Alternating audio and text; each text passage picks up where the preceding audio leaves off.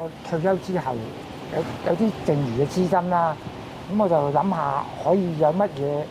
方法係可以將我環保教育做得更加好，將佢一啲科技農業嘅模式咧，就擺落去農業裏邊。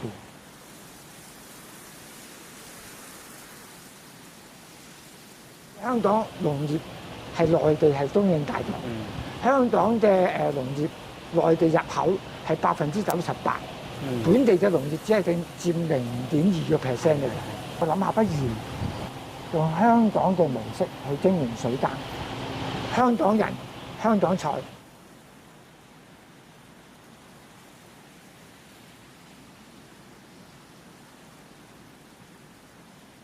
香港嘅閒置嘅屋頂就好多，咁但係將來你要發展嘅空間其實農地係更加多嘅，而且農地咧就好少陰影，咁其實農地可以做科技農業咧，就充分利用個空間。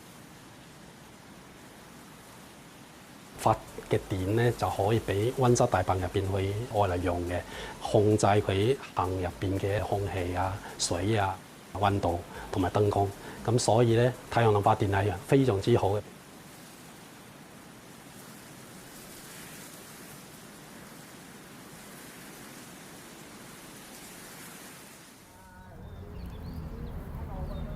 唔受颱風、唔受大自然氣温影響，